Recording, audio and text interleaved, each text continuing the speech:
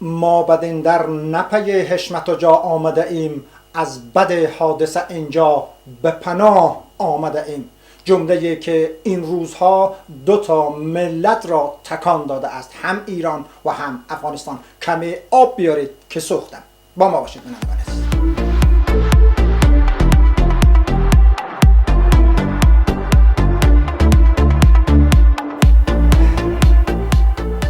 درود و عرض ارادت خدمت تمامی شما بینندگان عزیز و حضار گرامی. کمی لحظه در پایین این برنامه هستیم. ما خوشحال هستیم که با یک برنامه دیگر از کانال جهان و کانال کیهان در خدمت تو و در خدمت شما و در حضور شما قرار میگیرم.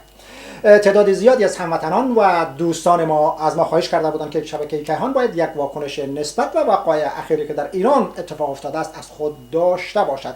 اما ما این را واضحا خدمت شما عزیزان عرض میکنیم که مقررات و قوانینی که در شبکه کیهان و شبکه کانال سرگرمی تفریحی جهان می باشد یک مقررات خاص هست که فقط تولید میدیا، فیلم و انیمیشن می باشد و در پرابلم ها و مشکلات های سیاسی، فرقه‌ای، قومی، حزبی، نژادی و گرایش های فکری دخالت ندارد و نمیتواند، ولی فقط ضمن احترام به شما ملت رنج دیده افغانستان و همچنان ضمن احترامی عمیق به همزبانان و همفرهنگیان ما که در کشور ایران هستند و ملت ایران را ما واقعا تمام ملتشان را شامل و درگیر این قضایا نمیدانیم و آن را محکوم نمی کنیم، بلکه خواهان تأمین عدالت برای عاملین همین قضیه خاص هستیم که روی ماشین و یا روی موتر حامل پناهجویان شلیک کردن و یا با بیرحمی تمام در حال سوختن یک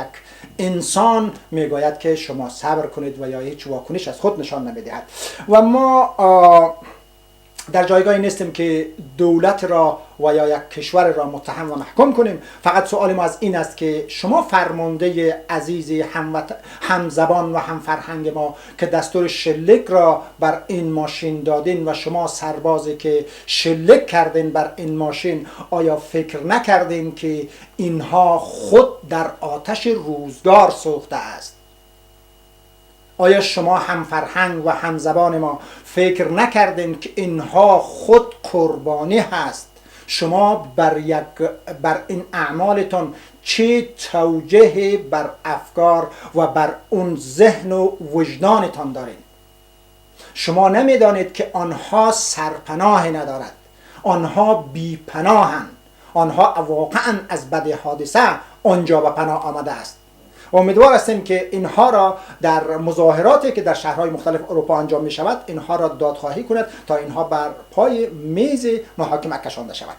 و دوم این که سفیر جمهوری اسلامی افغانستان برای دیدار از همین بیماری که در بیمارستان بستری بودند اونها ملاقات کردند، در حالی که دستبند در دست آن بیمار زده است.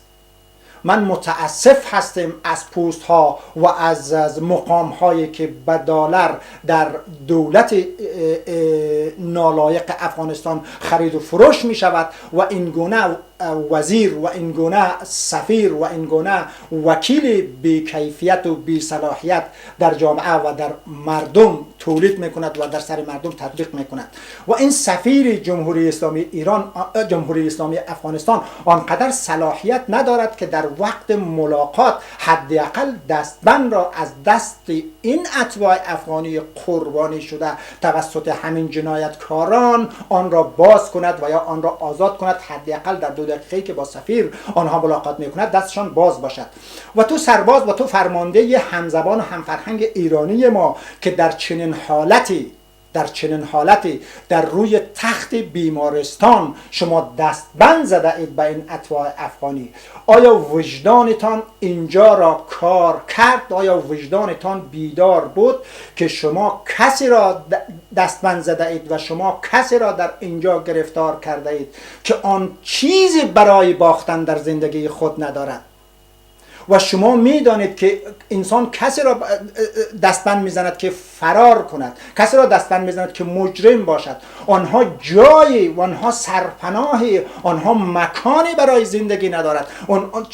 کجای آنها را تو دستبند میزدی و آنها را با دستبند میبندی؟ فقط و فقط انگیزه این فرمانده که دستور دستبند زدن و انگیزه این سرباز نالایق دور از عرف انسانی این هست که هدفشان و پلانشان فقط غرور شخصیتی یک انسان است، که شما فقط غرور و شخصیت یک انسان را قربانی کردین با این کارتان که دستمند زده این و یک شخص نیمه جان را در روی تخت افغانستان با دستمند خواباندین.